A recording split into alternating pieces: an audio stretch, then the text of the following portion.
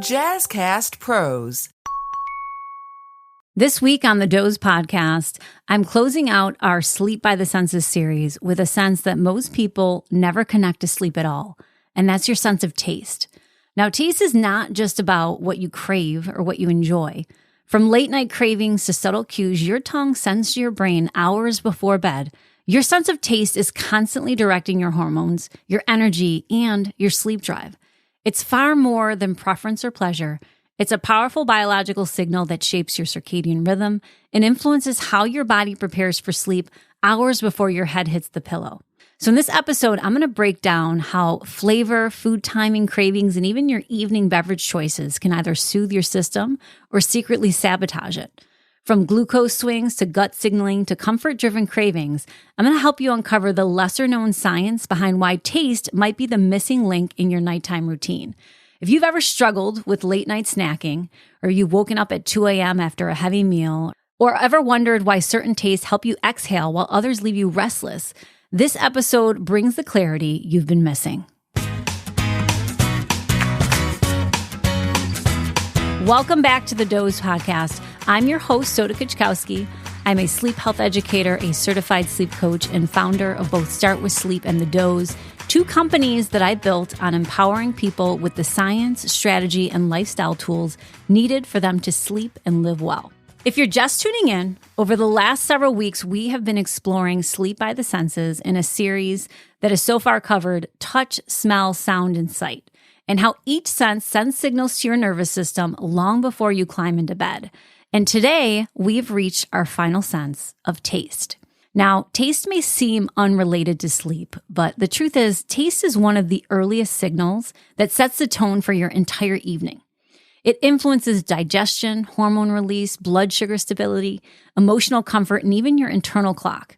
Your tongue does not just interpret flavor, it communicates directly with your gut, and your gut communicates directly with your brain. So in this episode, we're going to be going deeper into how different flavors change your physiology, why food timing impacts melatonin, what late night cravings are really telling you, how taste ties into gut health and sleep quality, what flavors calm the nervous system versus activate it, and how to build an evening routine that works with your biology. And the first thing that I want you to understand as we get this conversation started is how your taste shapes your sleep in ways you might not even have realized. Every flavor sends a hormonal message. Taste is not passive. Each trigger different biochemical cascades. Something sweet spikes insulin and can create a rise and crash pattern that disrupts the first half of sleep. So when we think about something sweet, I'm talking about chocolate, ice cream, cookies, even gummy candies. Next is salty, which influences fluid balance and can trigger thirst or increase nighttime awakening. And when we're talking about salty, we're talking about those potato chips, salted nuts, pizza, and even processed snacks like crackers. The next are things that are bitter, which stimulate digestive enzymes and can support blood sugar regulation in the evening. Some examples of this might be herbal teas like chamomile or dandelion, perhaps decaf coffee, or any type of dark leafy greens like kale. And then for something sour, things like lemon water, apple cider vinegar, pickles, or tart cherries. And last, things that are savory, which activate appetite signaling and can calm the need more cycle. So think things like bone broth, light proteins like eggs, tofu, or chicken. That's why what you taste before bed matters just as much as what you eat. Food timing directly affects your circadian rhythm. Now, your circadian rhythm takes cues from two main sources. First, light, and second, meals. And if you eat too late in the evening, your body shifts from wind down mode into wake up and digest mode, which delays melatonin production. It can keep your core body temperature higher. It increases nighttime awakenings, and it pushes your internal schedule forward. So even something as simple as a few bites or sips can signal we are still active, keeping your body on the wrong timeline for sleep. Taste triggers reward systems that override exhaustion. A lot of people blame lack of willpower, but that's not the whole truth. Cravings often peak in the evening because your brain is either looking for a reward, comfort, or a dopamine compensation for a long, stressed, or emotionally heavy day. So salt, sugar, and rich flavors activate the same reward pathways that light up when you feel pleasure or relief. That's why late night snacking is rarely about hunger. It's about soothing the nervous system. And ironically, the foods that you reach for when you're tired, those chips, chocolate, that ice cream, maybe that leftover pasta, often deliver the opposite effect on your sleep. Another way that it affects is taste can heat you up or cool you down. Your body must drop its core body temperature in order to fall asleep. And what you consume can help or hinder that shift. If you're eating things like spicy foods, it raises your internal heat and increases sleep fragmentation. So you're going to be waking up consistently. And then if you're eating heavy or rich foods, that tends to slow digestion and it keeps your core body temperature too high, which can be disruptive. Things like cooling herbs and teas, whether it be things like peppermint or ginger or chamomile, can help initiate that drop.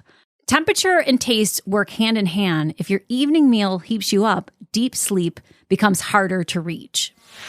Taste also influences your gut health because your gut health helps with melatonin production. So taste is the front door to digestion, and digestion is deeply intertwined with sleep.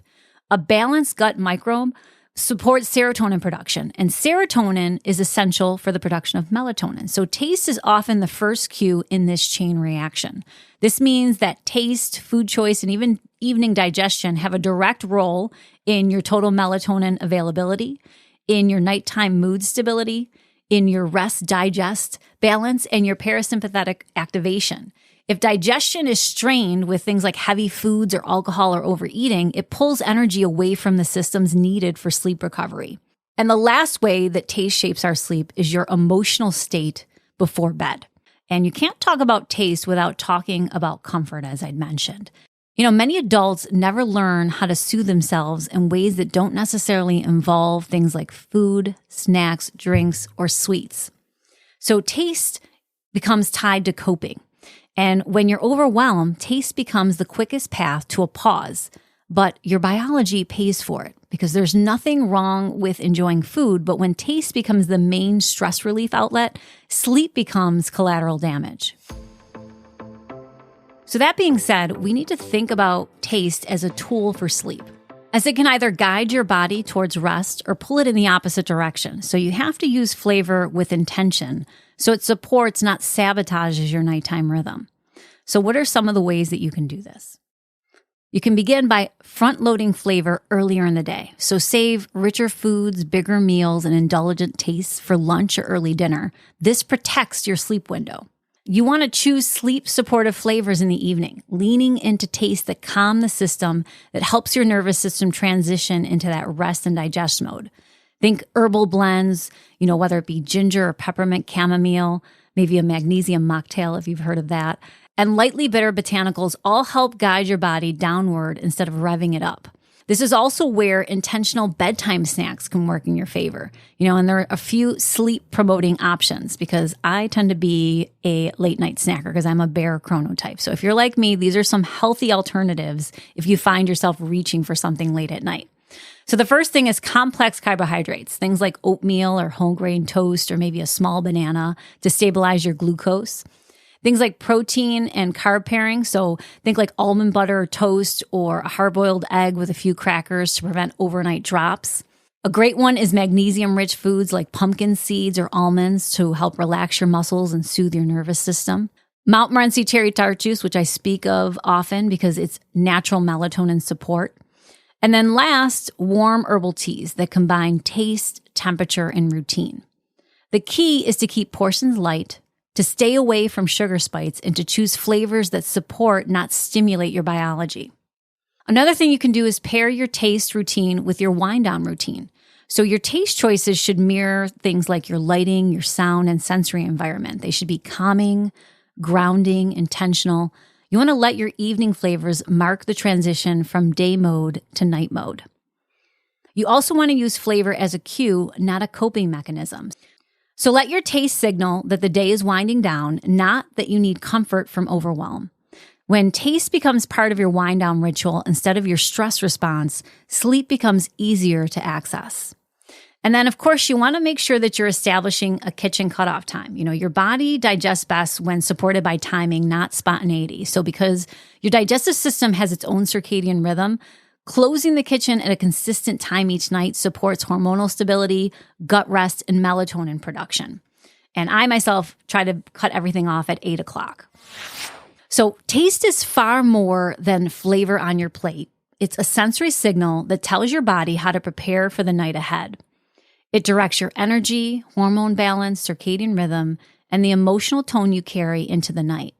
When you understand how flavor shapes your internal world, you can use taste as a tool, one that aligns your biology with the rest you are trying to achieve. So with the sense of taste, our series is now complete, and it reminds us that sleep is not just something that happens at night.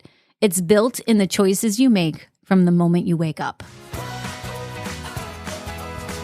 Thank you for tuning in and for being part of the Sleep by the Senses journey. If this episode helped you understand your sleep in a deeper way, I would love for you to subscribe so you never miss what's coming up next. Your support helps this message reach more people who are ready to reclaim their rhythm and show up stronger in their days. I really appreciate you being here, and I appreciate you listening. So until next week, sleep well.